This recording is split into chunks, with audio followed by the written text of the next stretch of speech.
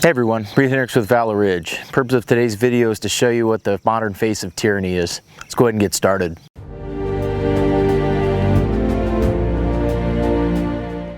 If you've been following the news or you've seen on some other channels out there, a very disturbing news clip has emerged in a town hall meeting in Illinois.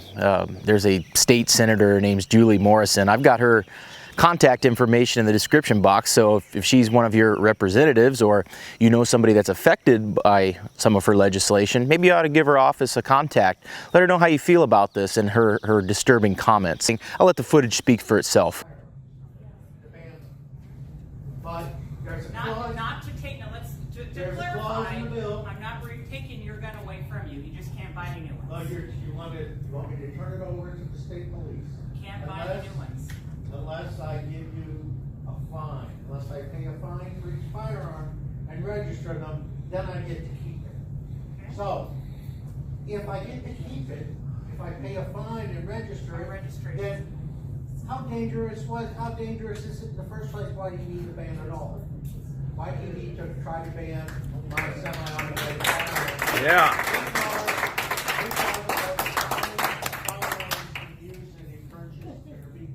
Well, you've just maybe changed my mind. Maybe we won't have a fine at all. Maybe we'll just be a confiscation. We won't have to worry about getting a fine. Now, if that's not enough to make gun owners out there cringe and make gun owners fully realize what we're facing, this is what they've wanted all along. They've wanted registration followed by confiscation, or just outright confiscation to begin with.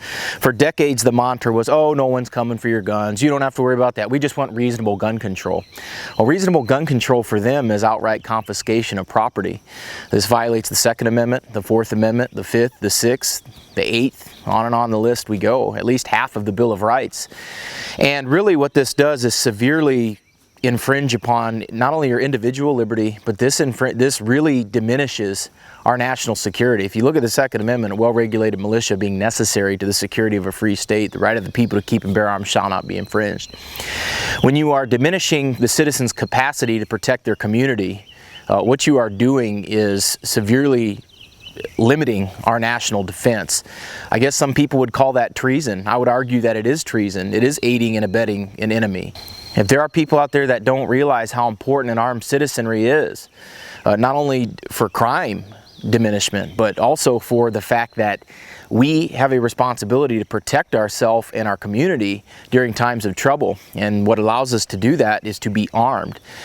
This is pretty insane. I've known this was their true colors for years, and I've been warning people about this, but now we have outright evidence showing this. If her statements aren't chilling enough, perhaps the crowd's reaction, the applauding when she says outright confiscation, maybe that should make you a little bit concerned.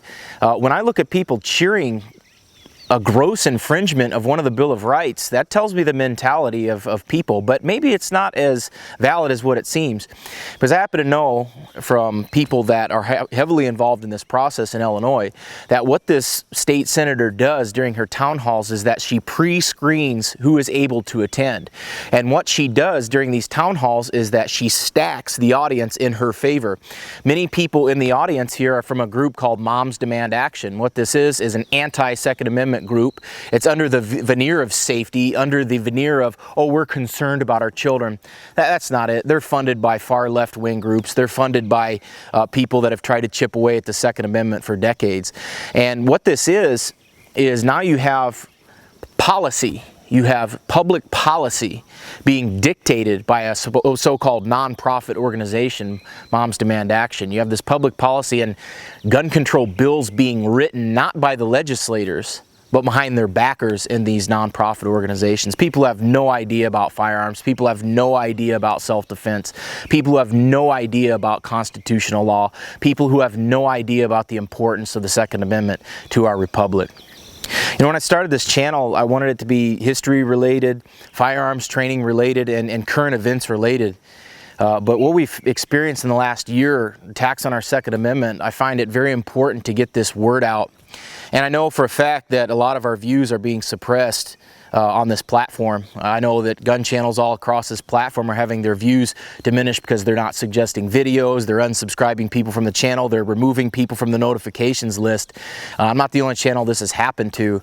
We're going to keep going on this. I'm going to keep spreading the word about it, but you got to do your part as well. Please share this video. And at this point, guys, I really don't care about exposure for my channel. I care about this information getting out. And we've long since established ourselves at Valor Ridge as one of the foremost leaders in the training industry, and it's not about that. The purpose of a video like this isn't to drum up sales for class. The purpose of a video like this isn't to say, oh man, you know, Reid's this awesome guy. That's not the point. The point is to get this information out about infringement on the Second Amendment. I can't stand it when this happens, and every day that I hear about stories like this, it really tries to kill a part of my soul, part of this nation as well. And it's at the point where now we've got elected officials calling for getting rid of the Bill of Rights. I mean, this is unacceptable. If gun confiscation is a route that she wants to look at, if gun confiscation is something that she's ignorant about that's happened in our nation's history, it may not go the way that she plans it, and that's assuming that there's law enforcement that would do it. I'm sure there are some that would. I'm sure that there are some troopers in the Illinois State Police that would actually follow that law if it was passed, or that bill if it was passed. I'm sure there's local law enforcement up there in Deerfield or wherever small little suburb of Chicago that they're at. I'm sure that there are people that would do that. But you know what? There's a lot of police that wouldn't do it too. And if she thinks that citizens are just going to lay down their arms, and if she thinks that people are just going to acquiesce to these little petty demands of these tyrants, she's sadly mistaken. It's because of people like her why the Second Amendment was written. And guys, I'm just going to be frank with you. At that point, if there's gun confiscation, it's your duty as a citizen of this country. It is your duty to oppose any such action by any means necessary. It's your duty. That's what part of being in the militia is all about. And militia is a word that's fallen out of favor, but I've got news for you. It's the only safeguard that we have. And if we want to learn more about the militia, there's a lot of good books, and I've got some books in the description box below written by Edwin Vera, one of the more talented legal scholars of our time. I've spoken with him on several occasions. He's argued at the Supreme Court several times and won many, many times at the Supreme Court. So one of the brilliant legal minds of our time, selfless, very intelligent, and his books are available in that description box below. So once again, folks, please share this video, get this information out there.